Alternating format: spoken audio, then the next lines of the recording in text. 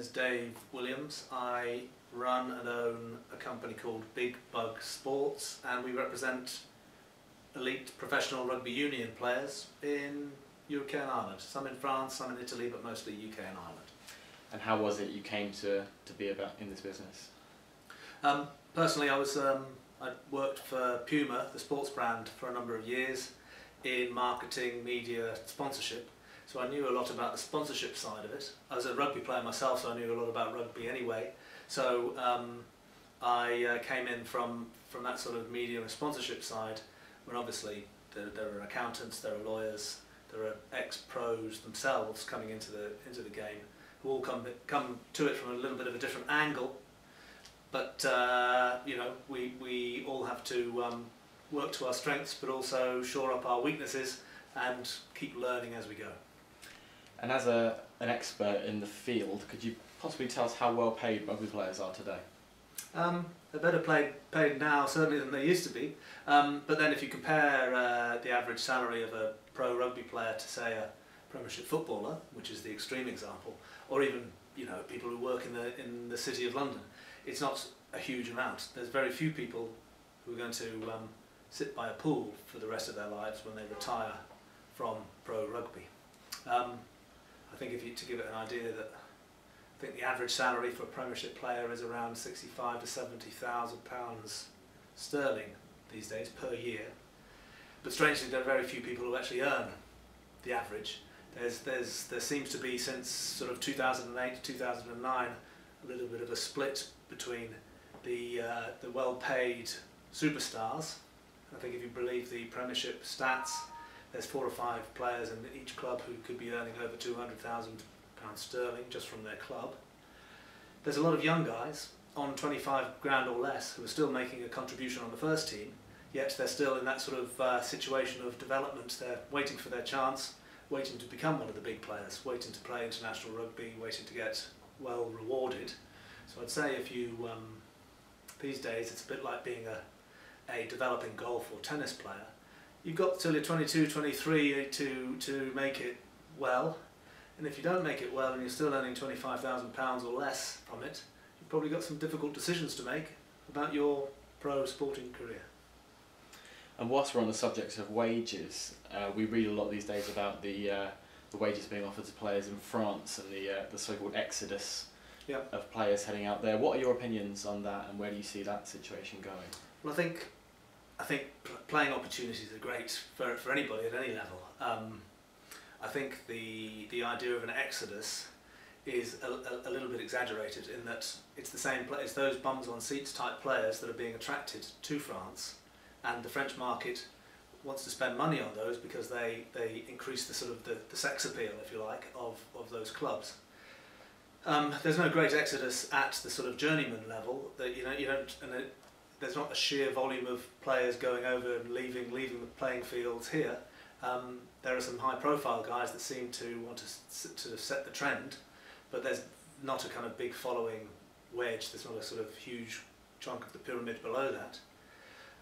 There seems to be a general idea that you can make your fortune in France. Yes, that's true if you're a top international player and you're recognised by the club chairman and the club fans. It's not generally true of the journeyman pro players. What sort of demands or requirements are you sort of expected to fulfil when it comes to your players and your clients? Well, beyond getting a good contract, I mean, most players, that's what they're after. A good playing contract, paid what they deserve, or maybe even more than they deserve, at a club that they're happy with.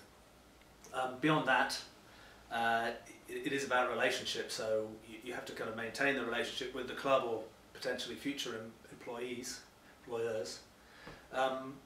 And I guess there's also that side of making sure all the insurance and the financial sides is shored up and they know what they're doing. And I guess there's also that idea of sponsorship and off the field type activity. But I'd always tell players that unless you're playing in an international team, and then again you probably have to be one of the 2 or 3 or maybe 4 of the go-to players in an international team in any year to get any sort of value of sponsorship income. few pairs of boots, yes, fine. Maybe a local car dealer to sponsor you a car, but there's only 3 or 4 players in England or Scotland or Wales and Ireland at any time that really attract any sort of substantial sponsorship money. And could you tell us a little bit more about the challenges that you face as an agent? Maybe provide more of a sort of outlook on the agency itself. Its challenges is about, a lot of it is about income versus time. So, you know, everybody would love to have 4 or 5 clients who pay you a good whack, so you don't have to go and then find other clients. If you have too many younger guys or lesser paid guys, it means you have to have 30 or 40 of them to make up a decent living, which again, as soon as you add more, as soon as you get past 25 clients per agent, you're kind of talking about ever decreasing returns. If I was a player, I'd get a bit worried if my agent was looking after more than 20, 25 players, because I know that he wouldn't have time to do a job properly for me. So from my point of view, the challenge is making a living out of a fewer players as possible, and having a good quality portfolio as well as bringing up developing players. There's lots of agents on the scene these days. I mean, when I first started there was maybe a dozen, maybe less. These days there's over 100 registered agents with the RFU, and that doesn't necessarily count the guys in Ireland, certainly not in France. But having said that, it's a much more sophisticated industry than it used to be. We're now all regulated by the RFU, which should weed out any bad apples from the barrel. And there's an agents association that works on our collective behalf. So we've kind of come quite a long way in the last 14, 15 years. In football, we hear quite a bit about agents taking money out of the game. What would you say is the situation with regards to that in rugby? Well, there's money coming into the game. I think one of the problems with all professional sports is this idea of sustainability. Is it about the benefactors providing money for clubs and they're not actually providing their own, you know, sustainable income streams? I think the whole thing is kind of much more under control in rugby, and that the numbers are smaller. If you believe the Premiership stats, that it's about 5% average that agents take out of the game each year. That's 5% of the overall salary bill, which, you know, could be £2.5–3 million. I think it might be a little bit less than that, but if you judge it by £2.5–3 million, I guess the question is that a fair price to pay for having your players, well, for having good players recruited, for having the current players understanding what's going on with their contracts and helping, you know, an agent helps a club with getting through some difficult times as well as helping the club spend their money. So I think agents can be helpful in that way. I think although most clubs would like to save that money, I think most clubs would also admit that dealing with agents, the good agents, you know, the trusted individuals, is worth the money. And finally, just sort of based on changes to the industry that you've noticed in your time, what do you sort of see about the future of agents in rugby and the sport in general? Well, I think there'll always be a place for agents. I think the role changes over time. Certainly, one of my big bugbears is about the 6-month release date for injuries. If you get a long-term injury, in most cases a club can release you after 6 months. And I think there's probably ways of putting insurance cover in place collectively for all players, that they get paid for the duration of their contract. I'm saying that out of selfishness to a degree, because that would guarantee that the agent gets his fee for that period. But equally, it's quite a tough game.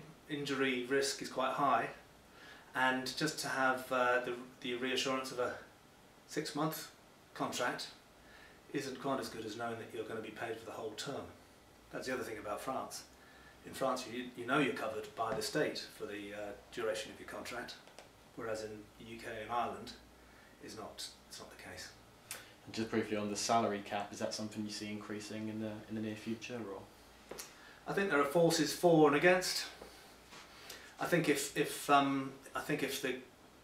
RPA or the agents collectively thought that it was a restraint of trade, that it was somehow unreasonable restraint, then we would have taken action before now. But I think it would seem to be reasonable. Some clubs don't pay up to the salary cap, and others are pushing at its limits to try to get it increased. So I'm not against players being paid well or better. Obviously I'm all for it because we'll benefit too. But it does have to be a sustainable business, and what we don't want is a club getting so excited they spend all their money and maybe money they haven't got going bust, because that's more damaging to the game than steady, controlled growth.